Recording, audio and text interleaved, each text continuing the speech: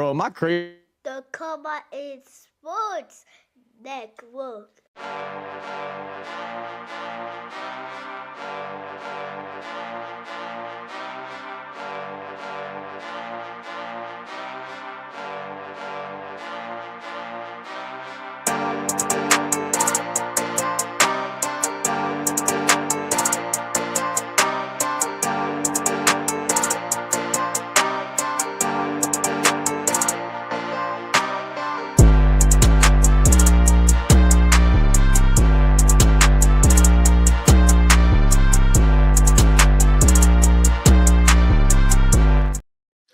NFL Nation, how you doing, baby? Come on in. Welcome to Week 10, baby. This is As the NFL Turns, baby. We're brought to you by the Come On In Sports Network. I got my brothers in the house, baby. We about to break down Week 10 action in the National Football League. We got pretenders, we got contenders, and damn it, really talk. It may be the whole league because we don't know who's up, who's down week after week. As the old saying goes, any given Sunday. And with that being said, I'm going to let my brothers introduce themselves. It's your boy Carlos Clayton and the homegirl PJ from Uneducated Sports Talk, and we keeping it real. Also with you guys from the Come On In Sports Network. What's happening with it? What's good, guys, man? Good. Zach here from RFS Saints from Real Fan Sports in the building. Getting ready for a great Sunday. Come on. What we got, Dolph? Man, listen, right now we got football going on in Berlin, in Germany right now, baby. Now, listen, for some of us, we really don't care about this scope. Well, I'm just playing. But right now, it's the Falcons leading the Colts 17-13 in this contest. Some quick numbers from this game. Right now, Michael Penix Jr. having a good game today. 8 of 15, 124 yards, 1 touchdown, no interceptions. His counterpart, Daniel Jones, can he bounce back? We know last week a 5-turnover game for him. Three interceptions, 2 fumbles against the Steelers so far. 180 yards, 14 of 19. Again, got to protect that ball. He does have 1 interception, but he has thrown a touchdown in that contest on the ground. Jonathan Taylor looks to be getting back to Jonathan Taylor this week. 13 carries, 71 yards so far in the contest. B. John Robinson, 11 for 59, man. You got 2 of the best, arguably, the 2 best running backs in the National Football League going at it today. Any observations on this game, gentlemen? Yeah, I'm looking at the coach right now, man. And look, I mean, I understand that Daniel Jones is having some sort of like really good year so far throwing that football, but you got to get back to the basics. And I understand that. You know that when Taylor is the one that is being game planned to be out of the game plan, and you have to solely rely on Daniel Jones against better competition, hey, it's gonna be very tough. You know, I'm looking at John Taylor right now, and he's almost at 100 yards, not even to the 4th quarter yet. It shows you that they got to get back to that run the football and run it down your throats kind of mentality. We'll see how it goes, man. A long way to go, but shout out to the Falcons too. We just don't know what we're getting from Atlanta on a week-by-week basis. We don't know what we're getting, but right now we're getting some really good football. Hey, play decent defense and eat that clock up and get some scores. So right now they're winning, but a long way to go in this game. Yeah, Zach, your thoughts? Yeah, I mean, I'm right there with Lewis. I haven't tuned into the game yet this morning. I've been just kind of keeping up on ESPN. But yeah, I mean, that's exactly it. You don't know what you're getting out the Falcons, how they're going to play. I definitely expect a little more out of the Colts, but we all know that eventually the odds even out, and they're going to kind of start, have been playing extraordinary up to, this point. They weren't expected to be this type of team. They're still a very good team, but definitely your luck tends to end. So we'll see how they continue, see if they can make a 4th quarter comeback. And my philosophy is, especially these NFL geniuses, right? They want to keep using their quarterback to be what's the show off. We got it from Pete Carroll, having Russell Wilson throw the ball instead of run the ball at Marshawn Lynch. Look, when you have the best back in the NFL, hey man, run that dude, run him. And sometimes they get in their way by saying, "Ooh, look what we did with Daniel Jones. Let's keep showing the world." Hey, when things get tough, run the football, because I think who's making who better is obviously the O-line / running back that makes Daniel Jones look the way he's looking. So I wouldn't mess around and just solely put it on Daniel Jones so you can have your shiny toy and say, "Hey, look what we did." No. go ahead and win that game by what you do best is run the ball. Right, Agreed. right. And before we continue, gentlemen, we got some family members in the building. We got the law firm is in the building. Annie Marie Elizabeth Velosky is in the building. If that ain't a law firm, baby, I don't know what it is. Good morning, Annie. Here's here. Our brother Nine is in the chat. What's going on, my brother? Welcome everybody as they come on in here. Thank you all for being here. All right, look, let's get to it. Second game, I almost say do we really have to, but do we really have to? Yes, we do. So here we go, family. Everything is right for the Carolina Panthers.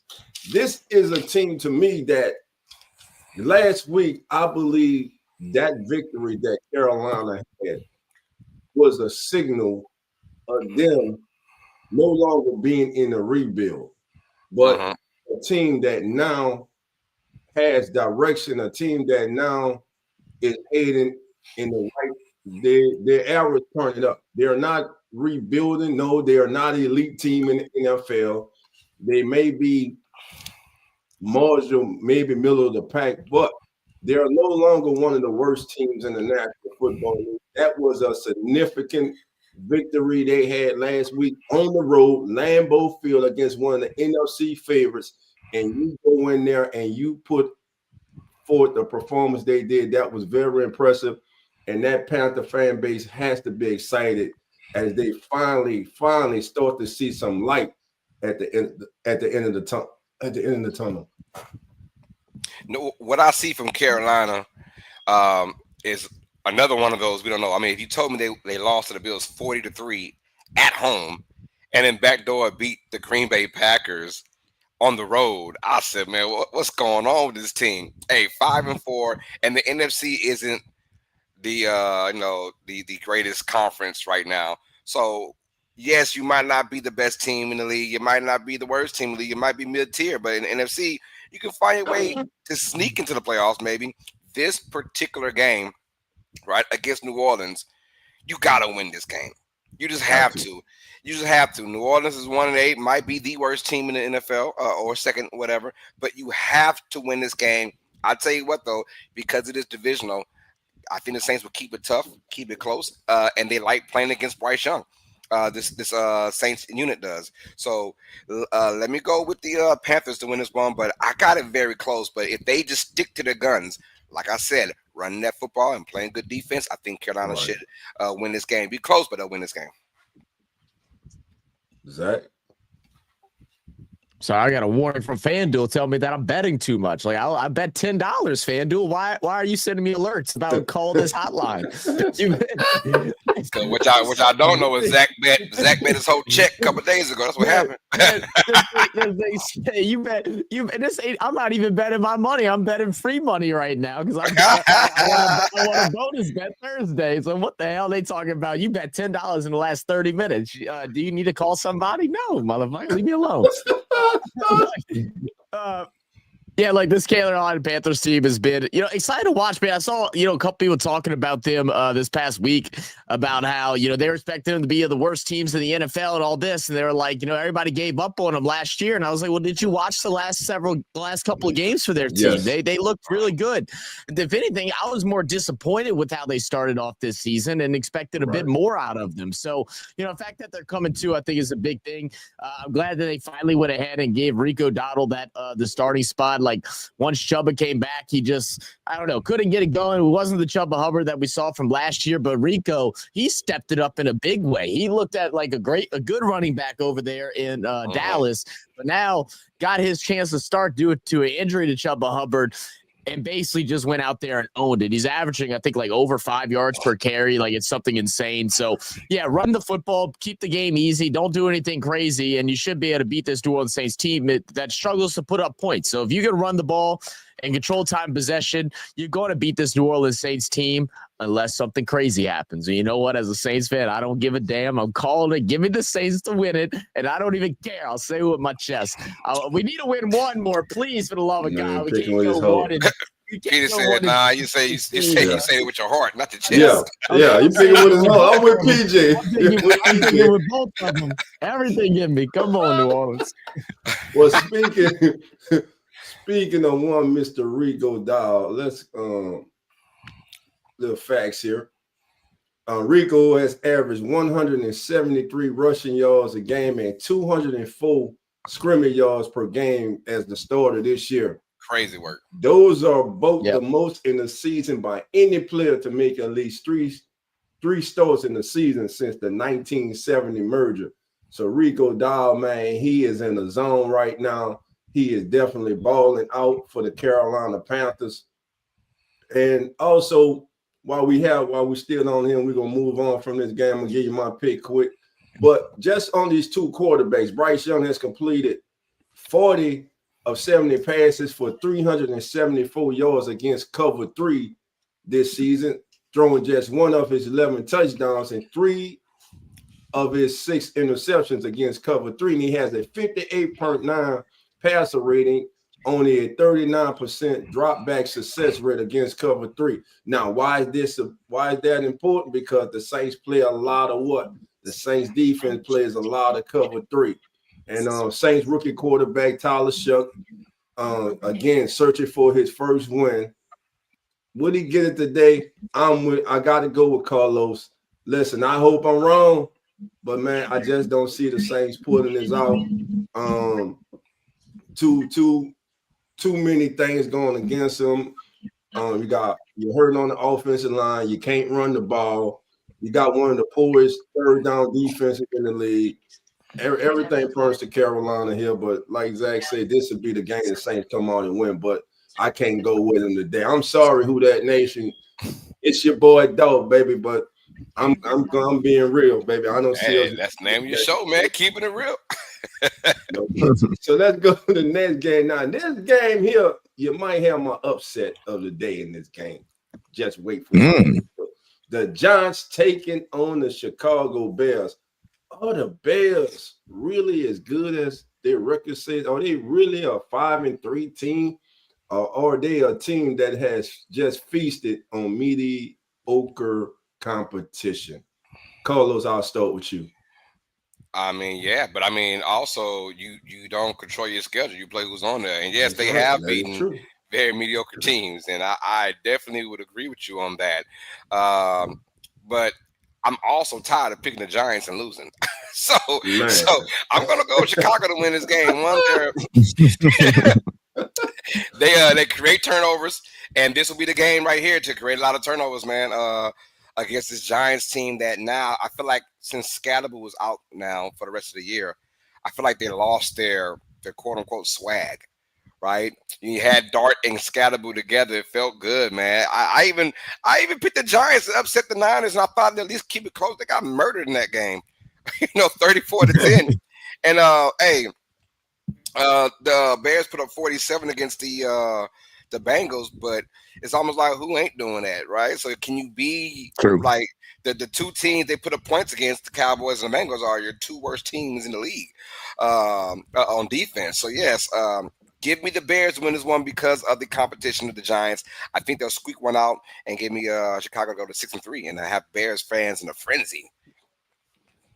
Yeah, look, I'm standing right there with you, Los, man. I think I do agree with the statement that you're making, where they have been able to bully some bad teams and stuff like that. But I feel like that's something that they needed too, because you know when you there have been more glimpses this year watching the Bears play where I was like, that's the Caleb Williams from USC that we've been hoping to see. Like, starting to see him play a little loosey-goosey. Now, what needs to happen in order for him to do that? I don't really know. Like, I feel like he can't need good things to occur in order for him to go and play great. He needs to wake up in the morning, eat his Cheerios, and just be great. You know what I'm saying? He's got to just figure that out. He's got to come out the locker room into the stadium and ready to be amazing.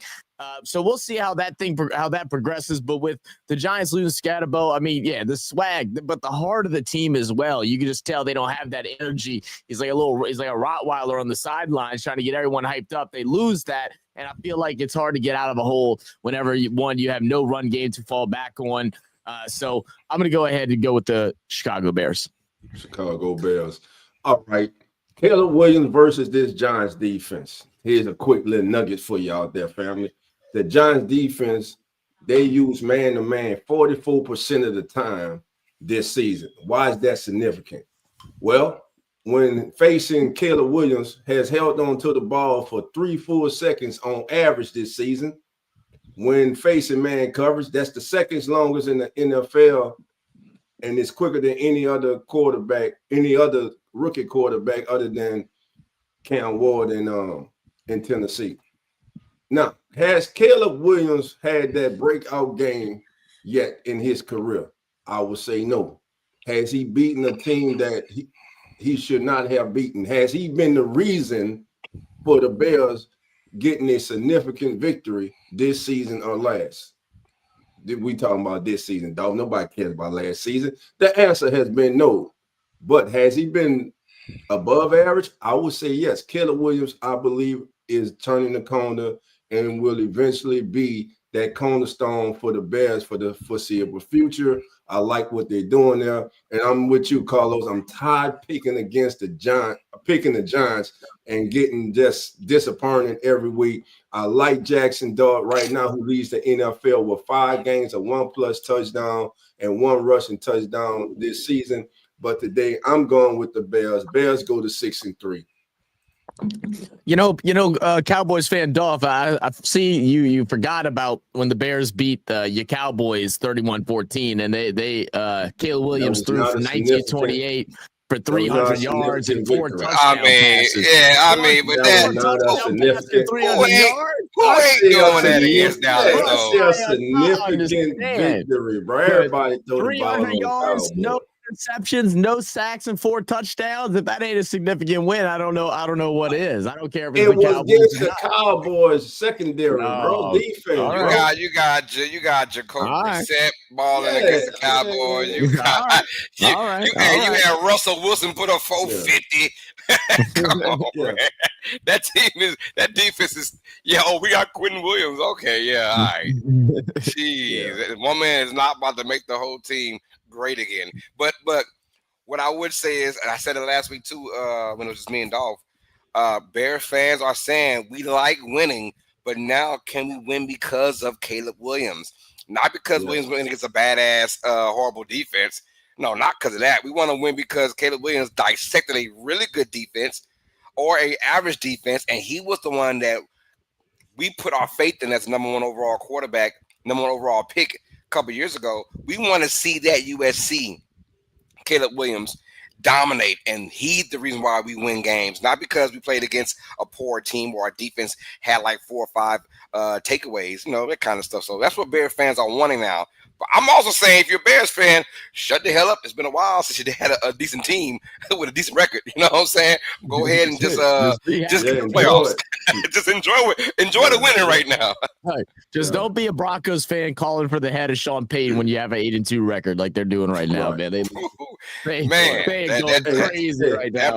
That Broncos team. Guys, before we move on, man, it would be irresponsible of us to not speak about the tragic death of a young man this week. Of course, everyone, I'm sure you know about Marshawn Kneeland, the young man formerly of the Dallas Cowboys, formerly here on this earth with us. I said this the other day, and I'm going to say it right now, then we're going to move on. Life is precious, my brothers. Everyone out there, life is precious. If there's a friend, a family member, a co-worker, a neighbor, or someone you hardly ever speak to, or someone for whatever reason you haven't spoken to over a certain amount of time, be the bigger person. You can text, you can leave a voicemail. Hey, just thinking about you. Hope you're okay. And I'm thinking about you. Just the small things like that can mean a lot, man. I don't know what this young man was feeling. We don't know what his mental state was. Evidently, it was not good. For this young man had just scored his first professional touchdown off a punt block this past Monday night. And then 2 days later, this young man takes his life. So on behalf of the Come On In Sports Network, we'd like to send our thoughts and prayers and love out to the Nealon family in this time of heartache, remorse, just feeling heartbroken. Do not lean upon your own understanding, but lean on the Almighty Himself. And we're praying for you all. And R.I.P. man, the Marshawn Nealon. That's all I wanted to say, guys. Oh yeah, absolutely, man. Absolutely. All righty. All right, Jacksonville against Houston, man. AFC South. Now, this was a game that a couple of weeks ago we thought, hey, this might actually be something. But Jacksonville, out there, hot start, they have kind of come back to earth. They had a big victory last week against the Raiders, one that they needed. Houston right now, listen, no C.J. Stroud. They were struggling with C.J. Stroud. Mills is the quarterback who will be gone. The neck. It was a neck. No, I'm saying the neck. Mills, that dude neck like about this fucking long. Yeah, but the neck wasn't nothing before CJ got there, and that's why they went out and got CJ Stroud. And I have no confidence in Davis Mills at all of this offense improving with him on the center. But can you really trust Jacksonville? Can you really trust Jacksonville? Now, what Houston does have, they got a hell of a defense at home. I'm gonna go with the Texans with the upset today. I just don't trust Jacksonville right now. Nah, I agree with you, Dolph. I'm going with Houston as well for those same reasons. I don't trust Jacksonville in this situation. If they can come up with a huge win, that would be a lot for their franchise for this particular year, which tells me they might be on to something. You got Davis Mills as your quarterback for the Texans. Now, one good thing about that is he's been there, he's done that. So he's been a starter for numerous games in his career. So this will not phase him. But also, more importantly, they bring that crazy defense where they lead the league in scoring defense. You just can't score 20 on these guys. You can't. And Jax was the kind of team that, well, they don't score 20 a lot, themselves. So even not against Houston. So give me the Texans a sloppy, ugly game. But I do believe that Davis Mills will be turnover free. He has to be for them to win this game. And I think they'll get a dub.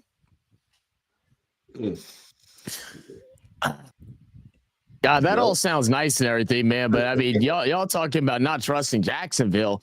I don't even know if I could trust in the defense of the Texans. I mean, I don't care how good they've been. They're 3-5, and they're 3-5 for a good reason. They can't make a leap. They can't go ahead and move forward and progress on this team. They've looked horrible.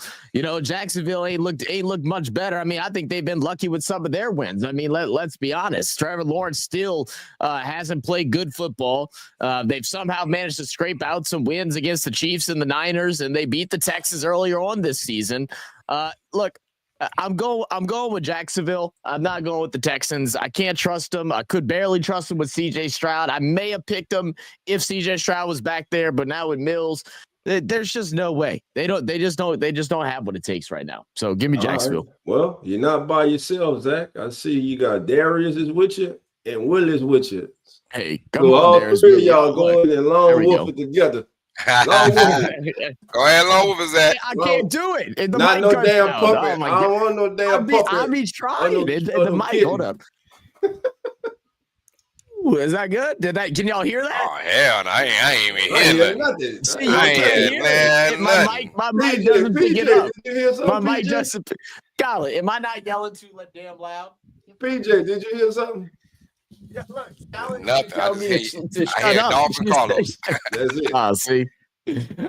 Hey, my mic, look, I'm sorry, man. I don't know what to tell you. This mic don't like me when I do that. I don't know. Hear nothing.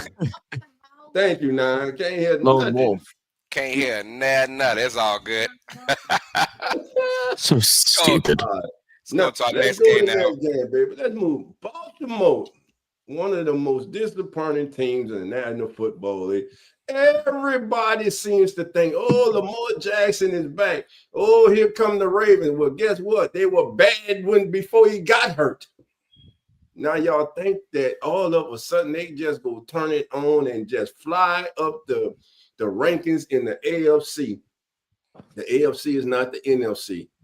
Who they gonna beat? I don't trust Minnesota. them. I don't trust Minnesota gonna beat them today. That I'm taking the Vikings straight up at home. I'm taking the Vikings. Vikings win them, and I'm telling you this: it ain't gonna. Vikings win by double digits. That's what I think about today. Damn. All right. Vikings win by double digits today, and I got Derrick Henry as my running back. I don't trust the head coach.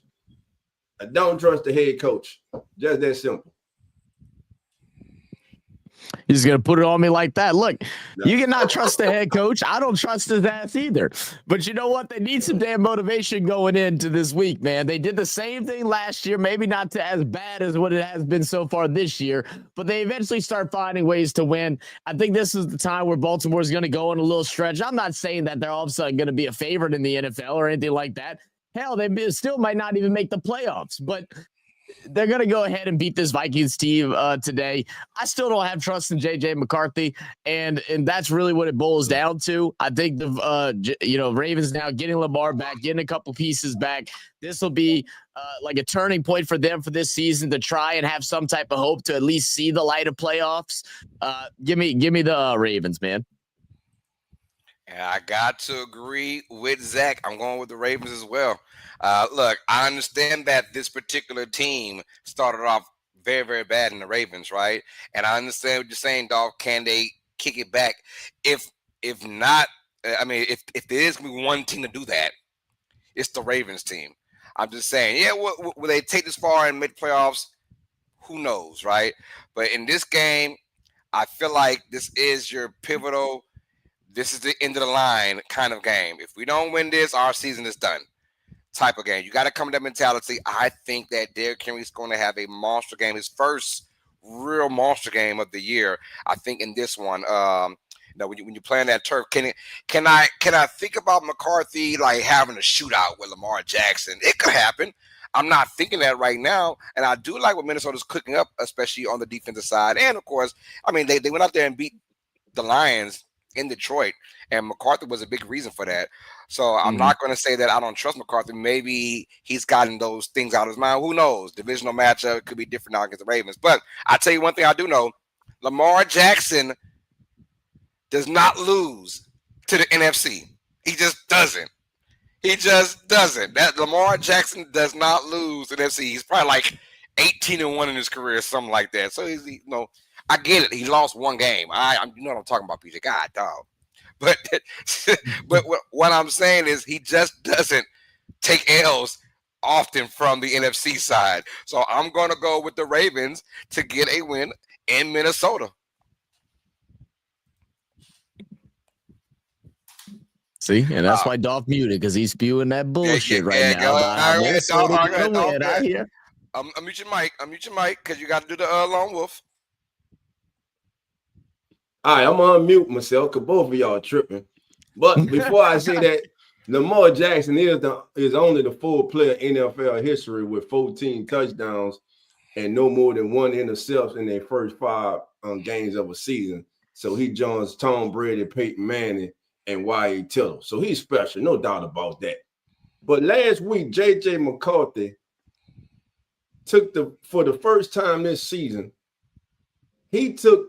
now his stats, they didn't jump out at you, but they went in NFC North favorite Lions, considered by many the best team in the NFC, if not the NFL. And they went out there and they beat the Lions, man. So I know the Lions are better than the Ravens. So with that being said, J.J. McCarthy 2 touchdowns last week, 1 on the ground. Guess what? He has an encore performance today at home. He gets 2 touchdowns. Matter of fact, I'm going to give him 4 because he's playing the Ravens defense, man. 2 touchdowns in the air and 2 on the ground. I'm long wolfing it. I'm taking the Vikings, baby, and I never thought I'd do this because they're going to hurt what that shit they do like the chest. I can't even say it because it don't feel right. I can't do it with my chest. But anyway, I'm going with the Vikings. Oh, Let's go, baby. Purple people eaters, baby. Vikings over the Ravens. Let's Take it get it. old school. All right, let's keep with the AFC East now. Buffalo Bills taking on Miami Dolphins. Bills that went over the Chiefs last time we saw them out, and then of course the Dolphins. Dolphins are just being Dolphins. GM already fired. Head coach will be fired at the end of the year. What's going on with this game, man? How bad is it? Or I can tell you what, Dolphins will make this a competitive game. They always do for some reason against Buffalo. It's always competitive, and they're at home. I got Buffalo to win this game, but I got it very, very, very close. I think Buffalo wins. I'm gonna go say 27-23 Bills win. Just because Miami, for some reason, at home and against this Bills team, they just love competing against this team in this divisional game too. Give me Buffalo though at the end, very close game. What about you guys? I'm glad you think it's going to be close, Carlos. Give me Buffalo by a lot. Just give me Buffalo by a lot.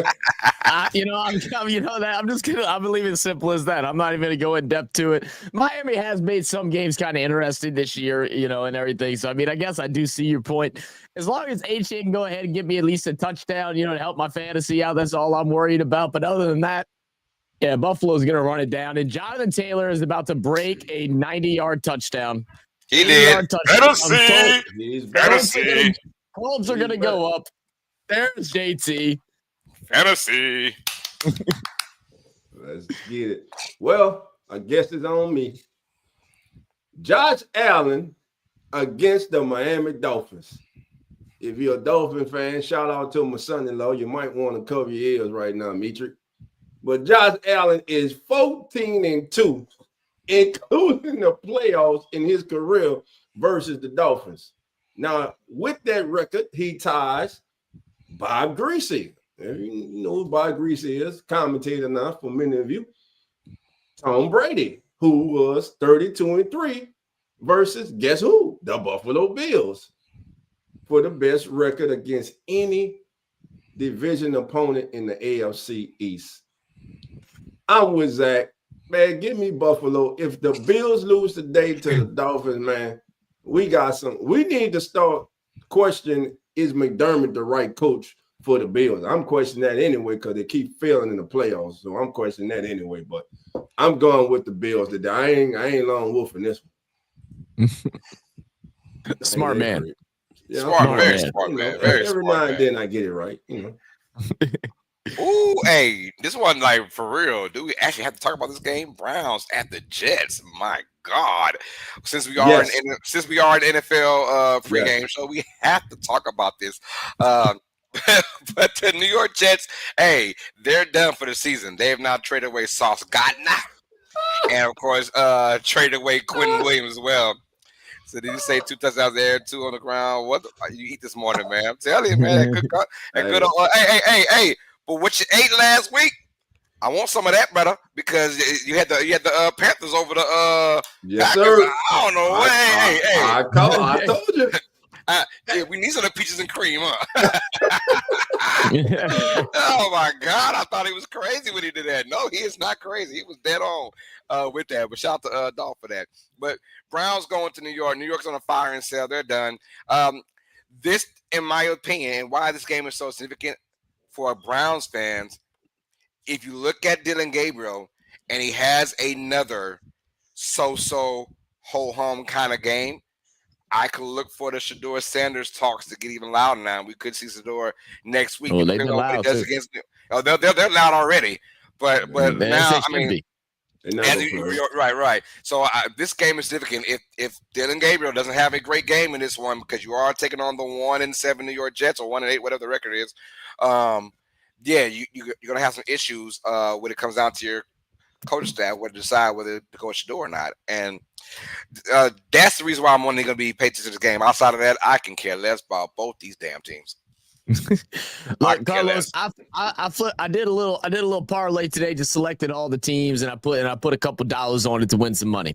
Got to this game and I said, I don't know who I feel is more comfortable. So I grabbed the quarter, Carlos, and I flipped it. and it landed on the heads. Heads picked the Jets. So I'm going ahead with the Jets. I put the quarter. It said Jets. I said, you know what? We'll let fate decide. So you know what? Justin Fields back out there. He's starting. They lost everybody. Breece Hall was riding a go-kart through the locker room. I don't. Maybe he needs it on the field so Breece Hall can go get his ass into the end zone. I don't know. But give me the Jets of this one. Why not? Well, the Jets became the first team since 1995 to trade away multiple former first-team All-Pros on the same day. That, if nothing else, tells you that where this team is, where this organization is at the moment. And with all that being said, and with Myles Garrett coming in and having 10 sacks and only needing 2 to become the first player in NFL history since sacks became official in 82 to have 12 plus sacks in 6 straight seasons. The person's record who he will beat, who he's tied with now, is considered by many as maybe the greatest football player ever to play football. He revolutionized the game because he was just a demon on defense. And by the way, that's why left tackles now get paid so much. And if you don't know who I'm talking about Lawrence Taylor. With all that being said, everything's set up today. You trade away Sauce, Quentin Williams is gone. Justin Fields is not playing. Give me the Jets in an upset. It ain't an upset. They playing Cleveland, man. Give me the Jets with the win today, baby. I'm taking the Jets. Jets, Jets. Let's go, baby. Oh yeah, I'm going Jets too. By the way, my bad. I didn't even give an answer. I didn't give a damn about this game so bad. I didn't give an answer. I'm going to Jets, man. I think the Jets win this game. Send us to the next one, Carlos. Yeah, man. All right, a better one here from the NFC West out. The Arizona Cardinals taking on the Seattle Seahawks. Yo, this Seahawks team, for real. I like this team. But I also like Arizona. Don't let that record fool you, man. I mean, their 5 losses have all been by 4 points or less. So they're a tough team under Gannon, man. They're a tough team. They just can't get over the hump, per se. Now, you get a victory in Dallas. That's kind of not saying a lot. I know we like to harp on this Cowboys defense, but it's just true. Can they bring that into Seattle now? Hey, my answer for you guys is going to be hell no. Give me the Seattle. I love Jacoby Brissett. I do. I love the story, and I hope that Colin Murray can find a way to get that foot better because his future might be in limbo. I'm hearing, but outside of that, give me the Seattle Seahawks, and they upgraded the receiving core now since they lost Cooper Kupp for a while. They got Rashid Shaheed from New Orleans Saints. That's going to be a nice combination between him and JSN. Man. But the Seahawks defense has been the story for me. They're flying around that ball, man. They're flying around and making some great plays, doing good things for their particular franchise. And I like Seattle at home, man, to make some noise and get a big win. Yeah, absolutely. I think I'm right there with you, man. Seattle's been playing phenomenal. They go ahead, they add some more depth to their team and give some more options to Sam Darnold, who is quietly, I think it's safe to say now, Darnold has redeemed himself. The years of the Jets, the years of the Panthers, they don't matter anymore. All right. Sam Darnold's a starter in this league and should be for the foreseeable future. He shouldn't be flip-flopping teams and just being a bridge for whatever rookie that they're trying to bring in. No, this dude has shown that he is not, in fact, a loser. Mike, you good? He was just a Jet. All right. He's a winner. And he is on this Seattle Seahawks team, and they're playing some phenomenal football, and they're going to continue to play some phenomenal football. Kyler Murray, future is in question right now with the Cardinals. And I actually like what Drew Brees came out and said. Did they ever really buy into Kyler Murray? And I don't think they did. I think that was a really good statement he brought up. But saying that, yeah, give me the Seahawks all the way, man. All right. So on Dolph. Byron Murphy has recorded 28 pressures on 221 pass rushes this season. That ranks him 6th among defensive tackles. Am I muted? No, you're good. I ain't you good? You All good? right. No, you're good. You're All right, good. let me see. I got watch myself sometime. Now, that's 6 among 91 defensive tackles with at least 100 pass rushes this season. He's also tied for the most sacks at that position as a defensive tackle with 5 sacks this season. Man, give me the Seahawks, one, because they get pressure with that front four, which allows them to play 7 in coverage. So I say, man, and like you said, man, Sam Darnold, man, right now Sam Darnold should be in the MVP conversation. So I'm taking the Seahawks, man. I have no confidence. I understand you saying that their games have been close, but they've been playing close games and losing the last 2 years, man. I'm going with the Seahawks, man. Seahawks are, and I'm telling you now, it ain't gonna be close. I think the Seahawks mollywopped them today by 15. Damn. I got the long with this one. We all going Seattle. No, we good. We agreed. Next game. We ain't crazy, man. Los Angeles Rams take on the San Francisco 49ers. You always have that 1 week every year where it's like all the NFC West teams play each other on the same day. It's every year it's like that for some reason for this particular division. But anyways, Los Angeles Rams take on the San Francisco 49ers, and both these teams riding off a dub from last week. Rams destroyed the Saints, and the Niners destroyed the Giants. So we got that going on. Now we're in San Francisco. This game, there will be no Brock Purdy yet. Again, it's going to be Mac Jones. Who? Mac Jones. Who? Mac Jones. Mac Jones is going to be the starting quarterback for the San Francisco 49ers, you guys. And this team riding high on that momentum. And let's go with it. Honestly, guys, throughout it all, I'm looking at the Niners and their success rate against the Rams. Even when you think the Rams are the better team, which they were like earlier in the year, and the Niners won, I'm going with the slight upset. Give me San Francisco to win this game. I'm going with 49ers, you guys. How about y'all? Damn. Man, like that's tough. I was going back and forth on this one too. Like I've actually really enjoyed watching Mac Jones play, man. It's actually been fun seeing how he's turned things up here in this San Francisco offense. He's playing really good. He's actually playing with a little swag to him too. He doesn't look like that typical frat boy anymore, like he was in New England, like he was in Alabama. He's kind of talking a little shit during interviews and everything like that. And I kind of like this side of Mac Jones. Brock Purdy is questionable today, but they said, you know what? We don't even care if he's ready. We'll wait till he gets 100%. We're going to let Mac Jones keep, sailing the ship as they go on to take on these Los Angeles Rams team. And I'm going back and forth on this one, and I don't even know if I can justify my pick. I just have a gut feeling about the Rams. I really like Devontae Adams is getting used like crazy over there in Los Angeles. I would love for Kyron Williams to have a breakout game. He's been kind of just playing like mediocre, middle of the pack this year. I know he's never been a big explosive kind of guy, but he's someone that the team has been able to fall back on in certain situations. So today I feel like this matchup between him and Christian McCaffrey, I feel like is going to need to be shown. So give me Matthew Stafford, give me Kyron Williams, give me Devontae Adams, and give me the Los Angeles Rams to win this matchup. I'm kind of there. I'm with Zach, man. So listen. Good story. Mac Jones has been balling. 49ers right in there. But I just think this Rams team, man, with a healthy Matthew Stafford. Do we know the status of Puka? Will Puka be playing today, or is he out? I can look real quick. I don't know for sure. Let me know. Now, as far as Matthew Stafford, so far this season, 21 touchdowns, which are the third most in the first 8 games. In the history of the Rams franchise, he only trails Hall of Famer Kurt Warner in that category. Oh, go ahead. What you got? Oh, go ahead. I was saying, Puka's playing.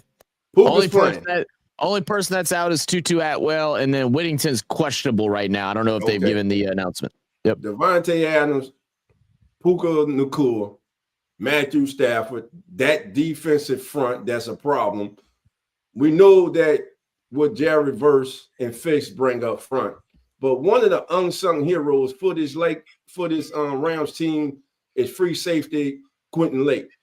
Lake is one of 6 defenders in the NFL this season who has played at least 40 snaps at safety, cornerback, linebacker, or somewhere on the line of scrimmage.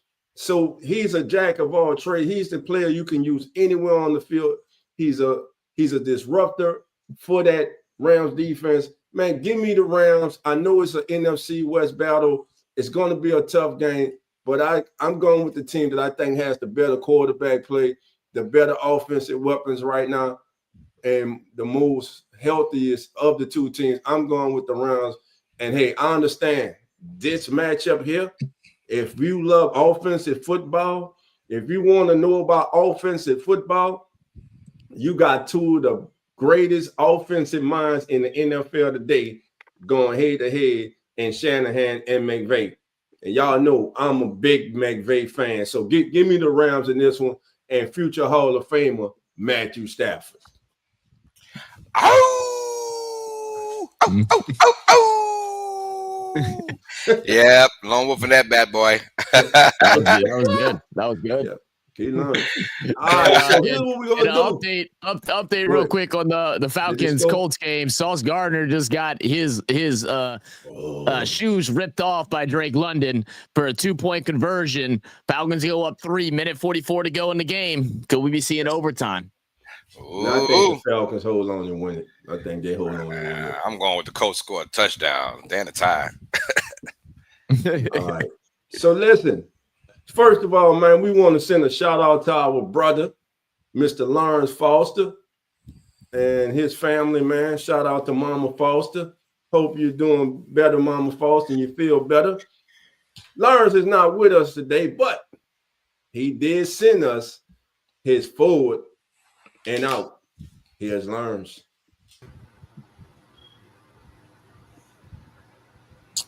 Welcome, everyone. Lawrence Foster here with this week's 4 and Out. Been a while, but glad to be back with you here at Come On In Sports. So come on in and join me for here for a minute.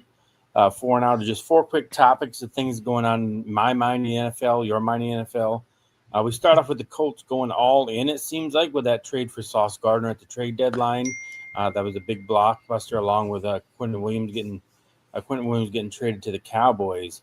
The Colts had the unexpected retirement of Xavier Howard earlier this year.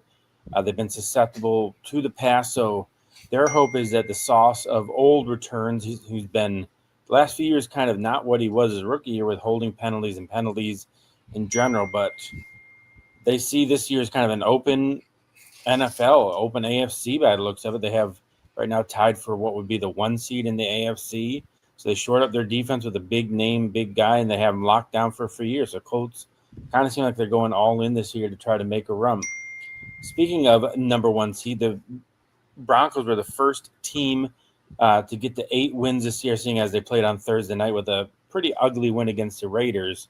The wins keep piling up, but questions need to remain, and wins can't gloss over the play of Bo Nix recently.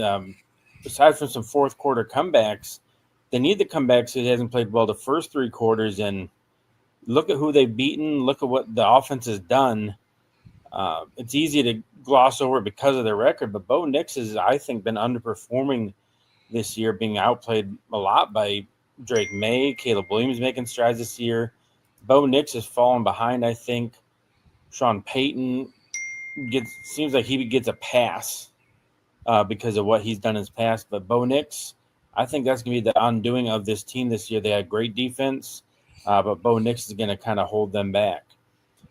And speaking of open, like this year, is there any year or time in history of the NFL that it just seems more open than it does right now, that there's more viable candidates actually go and hoist that Lombardi trophy? There's not a single dominant team this year, and parity has always been the NFL's thing. And this year's really coming true. Like there's no one like, man, that's a juggernaut. You know, you got the Chiefs and the Bills and the Ravens not even at the top of their division. The AFC powers, the Eagles are still there, but they've looked vulnerable this year. Their offense is hit and miss. Saquon Barkley taking a step back. The Rams there, the NFC North is just wide open. The Bears are right there. So it's a really exciting year, and we're halfway through, and we have no idea who's going to be in the Super Bowl, and that's kind of what the NFL thrives on, is like you never know year to year. So that's why the NFL is where it is. And looking forward to the end of the year with the MVP, you have to kind of say Matt Stafford's right there at the top of it. Never really been in consideration for that before, but he's playing lights out this year for the Rams. Jonathan Taylor was right at the top, I would think, but last week kind of laid a dud, and the Colts fall back to earth a little bit with their loss to the Steelers. So Stafford MVP, probably Christian McCaffrey with everything he's being asked to do with all the injuries in San Francisco. He's just kind of carrying that load on offense. But I'd say right now Stafford is the leader in the clubhouse for MVP. And that's our 4 topics here at 4 and Out. Thanks for joining us. Come on in.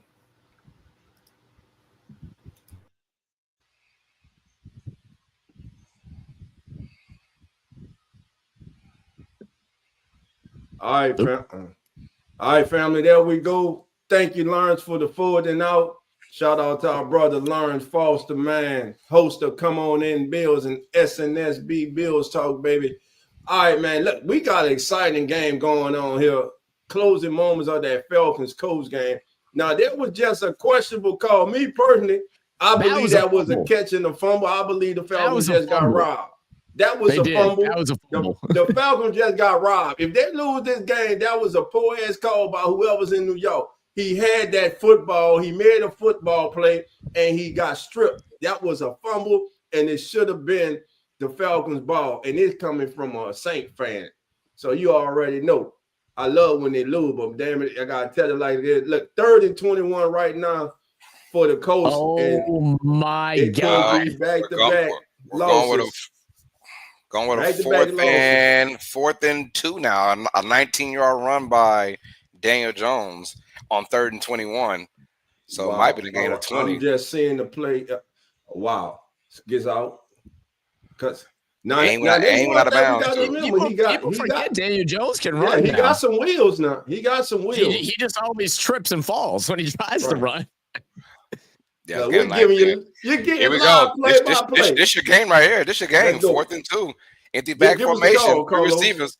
Daniel Jones looking left, throwing it quick to left. High pass to Warren. Caught. Catch and run down the sideline. It's going to be a first down out of bounds at the 28-yard line. So the field goal attempt is there. Wow. Good catch by Warren, by the way. He had to kind of wrestle it from the defender. I still can't believe the Bears wouldn't pick fucking Loveland over Tyler Warren. I can't believe the Saints. I can't believe the Saints did either. I thought that was easy. This dude is a stud, man. This dude is a stud. We're not going for the quarterback. I love Calvin Banks Jr. now. No, don't get it twisted. But I'm saying, he's a game changer, bro. He's a game changer. Well, we ain't got nothing else around him though. Oh, Daniel Jones is bleeding from the mouth. That's crazy work. Football, baby. Daniel Jones got busting his lip. He bleeding from the mouth. It tells you, man. Hey, let's get it. All right, y'all. Yeah, let's keep it going for a bit. We'll keep you guys updated, man. We're here all day. All right. The Detroit Lions take on the Washington Commanders. Tough to see that Jaden Daniels is going to be out for a while. We can discuss about Dan Quinn's decision to keep him in that blowout. I don't like it at all. I thought it was take his ass out of there, but it is what it is. But let's go with man. Detroit off of that tough loss against the Minnesota Vikings. Now, can they change their fate against Washington? I'll start off with you first. Who you got winning this game, Lions or Commanders? I'm going with the Lions, man. I don't see that the Commanders will win this game today. I believe the Lions, man, are a team that's after what happened last week against Minnesota. I believe they're a team that wants to rebound. They're a team that's going to be out to prove something today. I don't believe that the Commanders have the horses. You lose your young superstar. Things right now are just not looking good for the Commanders. Last year's Dolphins made it all the way to the NFC Championship. How things change a season later when you are, as I have stated before, when you go from being 100 to the 100, it is different. And this season, the Commanders have not been able to answer the call, not just due to injury, but also to their play. Look, I love Jalen Daniels, but his play this year, when he has played, it has not been up to the standard he set last season. Give me the Lions, and I think the Lions win big. Yeah, I'm right there with you, Dolph. I think the Lions win big in this one. And I agree with everything you're saying. Like even when Daniels has been out there, it hasn't looked great. I think they really messed up by not going deep on picking up a solid running back for this team. I feel like that was something they were missing last year. They were kind of getting by with Brian Robinson Jr. and Eckler. And it looks like the 44-yard field goal will be up and good. So we will send this thing likely into overtime. 25 seconds left. We'll see what Atlanta can do with the ball. But yeah, give me the Lions in a big one. I think they're going to go ahead and just absolutely crush this Commanders team. Yeah, likewise. Yeah, I agree with you guys. I'm going Lions as well. I think Lions win this one. I'm going to say 24-14. Give Commanders some kind of respect. But I'm going to go Lions 24-14 to win this game. Okay. All right. Low respect. RESPCT, man. Sunday night football. Steelers taking on the Chargers. Now, last week, the Steelers, hey, it wasn't pretty. But when you go back on it and you're sitting here at the end of the season and next year you're looking, it don't matter how you get the W, just as long as you get it. I would rather an ugly W anytime than a pretty loss. So with that being said, have the Steelers and Aaron Rodgers, have they found their mojo? Better yet, has that Steelers defense found this mojo, and can they get past Justin Herbert and the Chargers today? Zach, I'm going to start with you, then Carlos and PJ, and then yours truly. Look, I picked the Chargers in this one. The thing with the Chargers to me is what Chargers team are we going to see? Like the team that played in the first opening 3 weeks of the season looked like one of the best teams in the NFL, and then all that has collapsed. Again, they are continue to be without their star running back, the rookie Marion Hampton, who finally was starting to get into like his full playing form, got injured, got sent to IR, and then just some weird things that's happening. We're finally aren't seeing the like takeover games that we were getting out of Quinn, and we aren't seeing takeover games we were getting out of forget the other receiver's name now. That's horrible. Can someone help me? For the Chargers? Yeah. Keenan Allen. Keenan Allen. Thank you. Keenan Allen, we aren't getting those major games, but Herbert's still a damn good football player. Their defense is still pretty solid.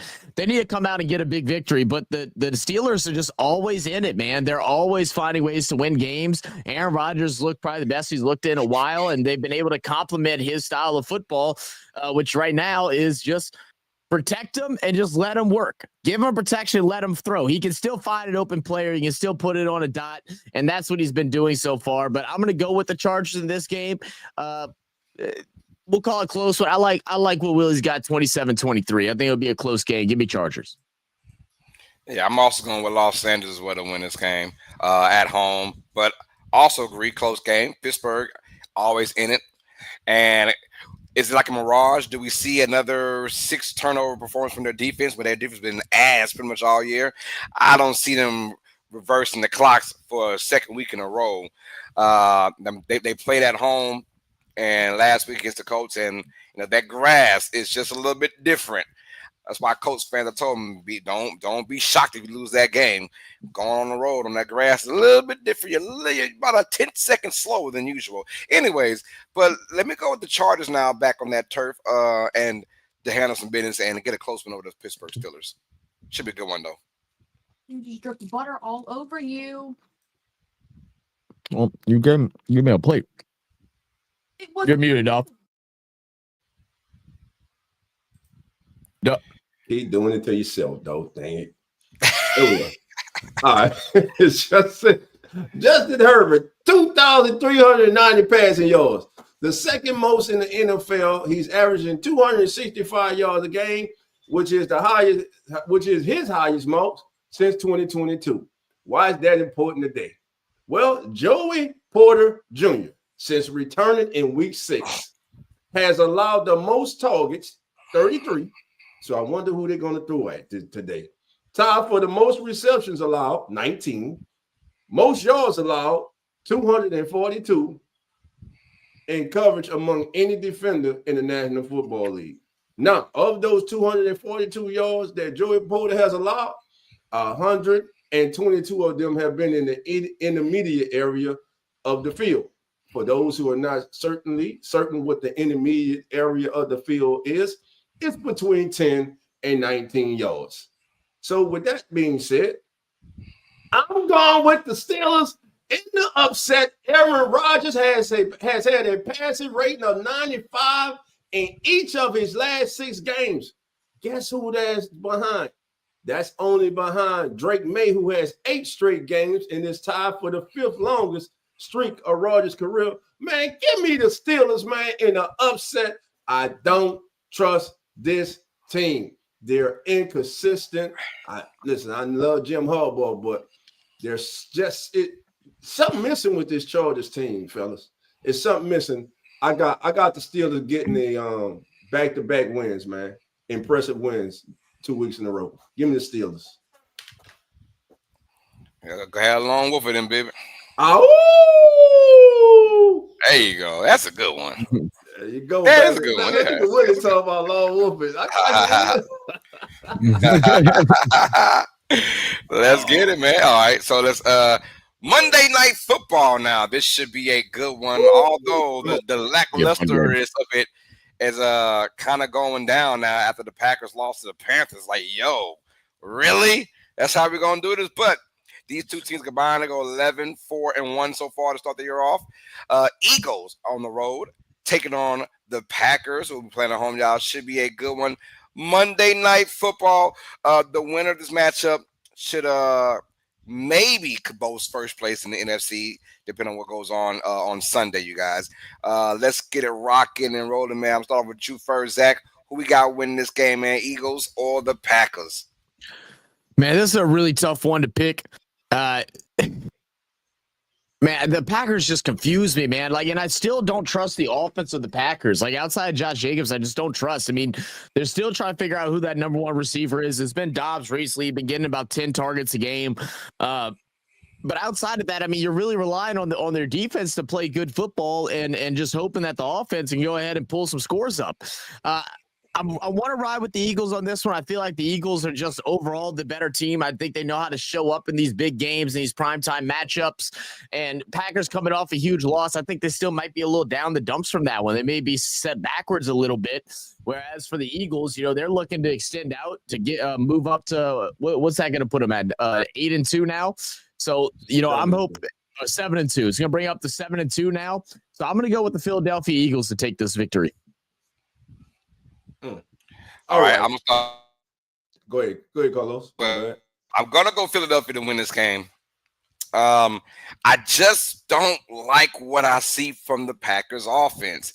And yes, that one game against the Steelers where it was, you know, Darth Vader versus Obi-Wan Kenobi, and Darth Vader really wants to show off in front of his master. And that was basically Jordan Love against Aaron Rodgers. Besides that matchup, we haven't seen a prolific offense from the Packers all year, pretty much. I think that trend continues. The Eagles too much pride on defense, and of course Jalen Carter, man, that dude's a freaking beast, man. And I think he'll be in the backfield disturbing not only the quarterback but also the running game with Josh Jacobs. Give me the Eagles to win. Very close matchup though. Very low scoring. I'm gonna go low scoring. I think Eagles win. I'm gonna say 20-10, Philadelphia.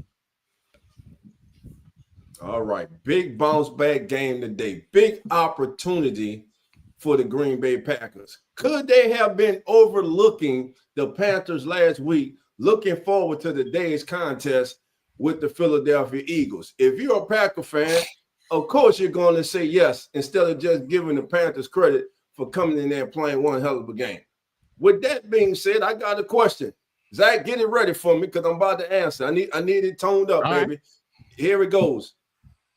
Is there still love in Green Bay for Jordan Love? Does love still live in Green Bay, baby?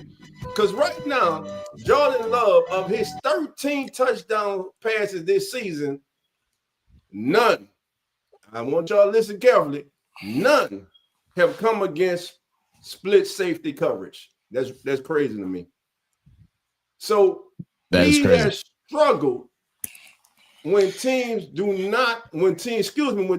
play two safeties high this season. No touchdowns.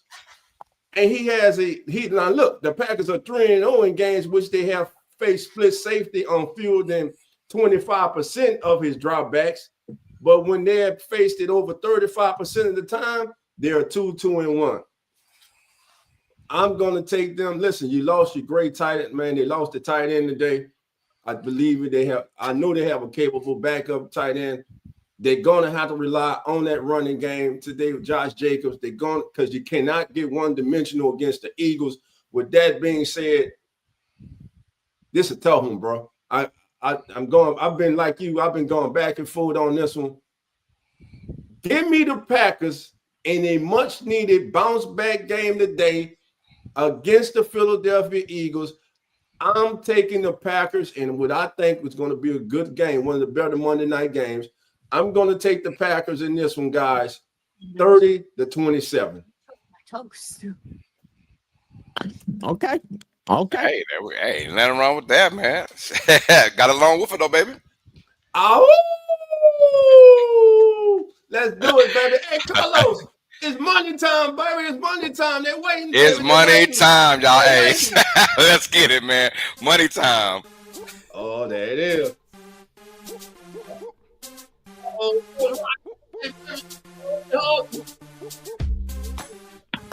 Let's get it. Yeah.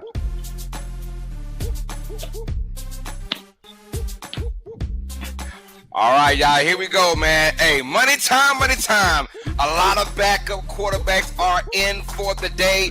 This is our Stay Ready QBs edition of Carlos and Cash In with your boy. Let's get it, man. All right, first off, we got Davis Mills. Over, under, 211.5 passing yards for the Jaguars. Yo, BJ, let's go under for this one. It's going to be an ugly game on both sides, in my opinion. I'm going to go with the under for Davis Mills, 211.5, y'all. Check it out. Tyler Shuck. Hey, Shuck, if you buck. Hey, Shuck, if you buck, right? Well, we got Tyler Shuck now. Over, under, 0.5 pass touchdown for the Panthers. Yo, I'm going with the over. BJ, my man going to get one tutty. If that might be it though, but he gonna get one tutty, y'all. Give me Tyler Shuck if you buck for over 0.5 pass touchdown for the Panthers, y'all. Jacob Brissett, great night against the Cowboys. We love to see it against Dallas because we don't like Cowboys, but now he's taking on the Seattle Seahawks. Jacob Brissett over under 237.5 passing yards for Seahawks. PJ, we're going with the under. Gotta go under on that one out. Seahawks defense at home. They play fast. They play loose. They'll be all over that ass. All over that ass. Mac Jones. Who? Mac Jones. Who? Mac Jones. PJ, damn. Mac Jones. 2+ passing touchdowns versus the Rams. That's right, y'all. I'm calling it. That means it's -20 for that. If you put in $100, you win $83 extra, you guys. So just, hey, beware. Mac Jones will have a nice game against the Los Angeles Rams from San Francisco. And, of course, Marcus Mariota over, under 1.5 pass touchdown versus the Lions. We're going to go with the under. That's right. We're going under, y'all. Tough match for Mariota. Lions defense will come back to life in this game. And there's no weapons for Washington. We're going to go under for that one, you guys. And this has been Cash In with Carlos. Let that beat right out, y'all. Hey, I'm talking about, baby. Let it ride, baby. Let it ride. Like in Vegas, baby. Let it ride. Always bet on black, baby. Always bet on black, baby. Oatmeal coming on in. Coach Rock. We got Coach Rock in the building, man. Showing love. Coach Rock, what up with it? Hold on. Let me tell you something, y'all. You're eating that damn oatmeal. You're coming in late, man. I'm going to have to dock you. Keep coming in late, bro. What's going on, hey, brother? I'm messing around right now. You know what I'm saying? Just don't do the ball type stuff right now. Man, on that 4-foot goal, stop it. Look at LeBron James. Hey, Coach, quickly give us your take, man, for Week 10. What do you see happening for the Week 10? What is your most interested matchup going on to this? There is none for me to watch the Saints lose again. But besides the Saints, That's my intriguing matchup. I just love seeing them lose right now, bro. You know what I'm saying? oh man, I'd If have the wrong man. you right now, I don't know what the hell's going on in the state of Louisiana. You know what I'm saying? It's a bad moment Hey, right now. what was that? I didn't even see the game. What was the score between LSU and Alabama? Nah, 20 to 9. 20 to nothing. 9. 20 to 9. Ah, dang, man. Didn't even score a tutty, huh? Hey, That's crazy work. State of Louisiana, man. Going through the works, man. The state of Louisiana, boy. Tell you right now. Yeah. Tank for nuts. How that sound? Tank for nuts. Tank for who? That's what they were saying for the season. Tank for nuts. How that sound now? He got benched yesterday. Oh, yeah. I want a tank for the kid from Ohio State. Give me Jeremiah Smith, man. I want him. Oh yeah, we'll see. We need. Let's get some weapons. We'll get our quarterback later. Let's get our weapons. Yes. The New Orleans Sunlight select Doug Nussmeier, your quarterback. I know. It better be the 5th round. Hell nah. We're not gonna need a quarterback. We better be round number 5 or something, man. We got him. We're not gonna need a quarterback. We got him already. Oh man.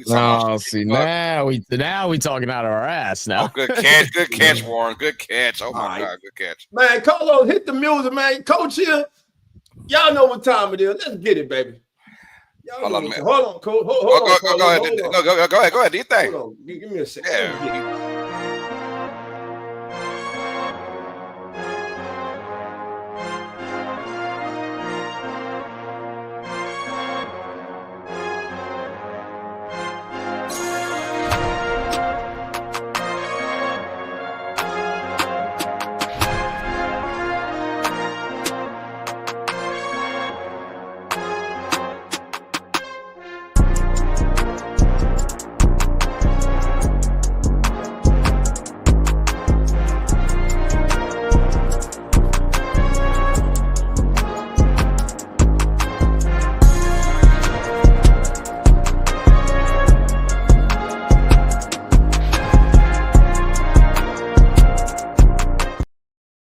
All right, baby, here we go. Give me the music, Carlos. Give me the music.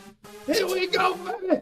It's time for straight ballin'. So your boy, though, once again, baby, I went around and I'm scouring the country.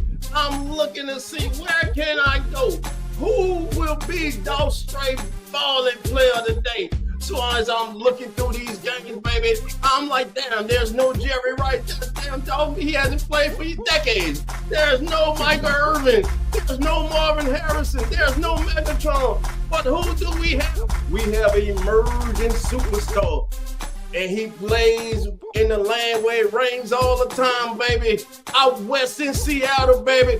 Jackson Enigma Smith, because he is definitely an enigma, and he will be an enigma today for the 3-5 Arizona Cardinals.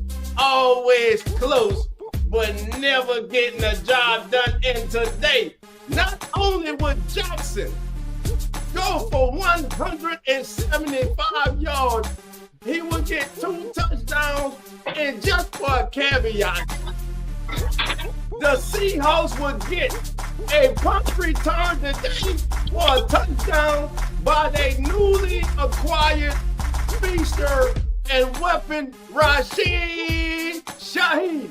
Give me Jackson Smith Enigma as my straight baller of the day. Let's go, baby. Oh, I'm up next. All right, and you already know who I'm going with, and that is that man that's showing that their team owns football in California, and that is going to be Matthew Stafford. Last time he played against the San Francisco 49ers, they lost 26-23 in OT, but he had one hell of a game, 389 yards and 3 tutties. Well, guess what? He's going for at least 320. First 300 game in the last 3 weeks. He's going to get 3 touchdown passes to go along with it. Give me Matthew Stafford as my straight all-in player of the week. Let's get it. And y'all know me, man. Hey, I'm gonna keep it real simple around here, y'all. That's right. Jonathan Taylor just scored a game-winning touchdown, by the way. It's over. Colts winning overtime. That being said, let's go with my second running back in fantasy, right? Ha, that is Mr. Derrick Henry. I think finally he'll get off the schneid. I know it was an easy pick to say that, man, because we've been waiting and waiting and waiting.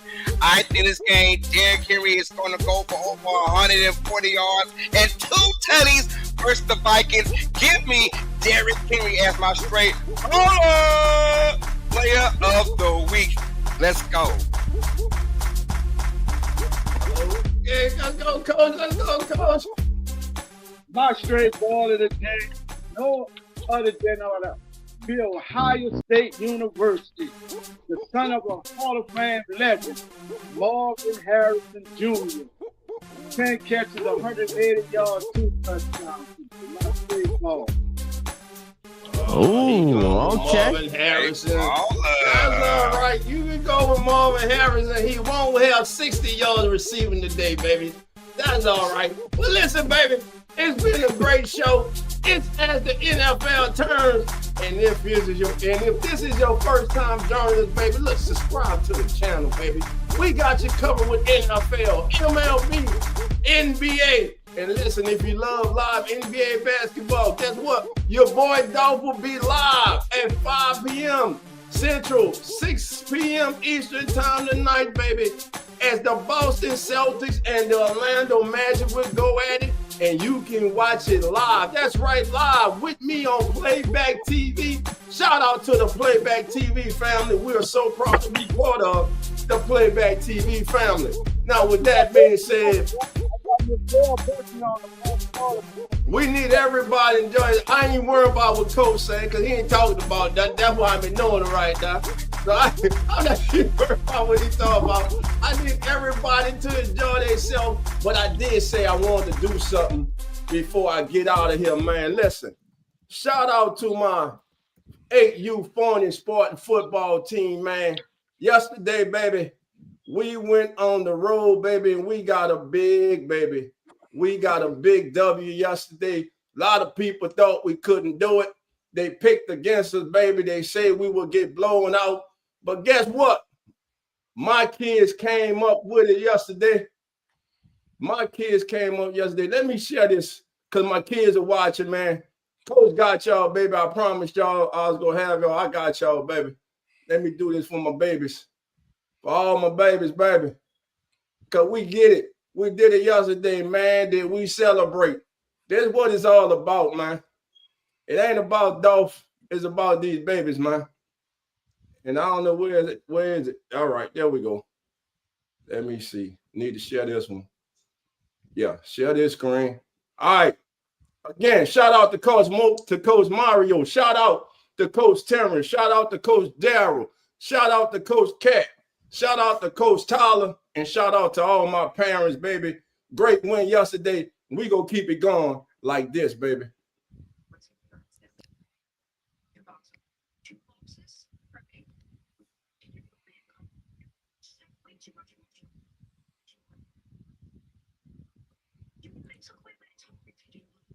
Is that what you're trying to put up, Dolph? Yeah, here we go. Okay, there you go. I'm gonna do it till it's time to do it, right? Yeah, coach. Yeah, we want to do it till it's time to do it. Oh my.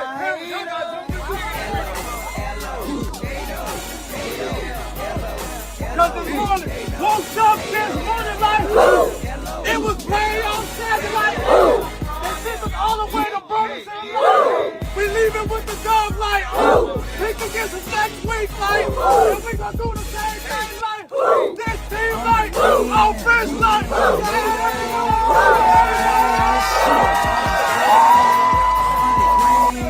There you go, baby. Shout out to that 8U Forney, baby. We one win away from the championship, baby. We going at it once again with the league favorites. We already played them this year with 0-0 at halftime. They got us 18-0, but they got to see us again Saturday, baby, and we coming. Listen, family, enjoy your Sunday of football. This has been as the NFL turns, and we are live each and every Sunday morning, 10 a.m. Central, 11 a.m. Eastern. And remember, family, the doors are not open. And as you can see, we will be having live red zone coverage on Playback TV. So come on in. We all family. Have a The Combine Sports Network.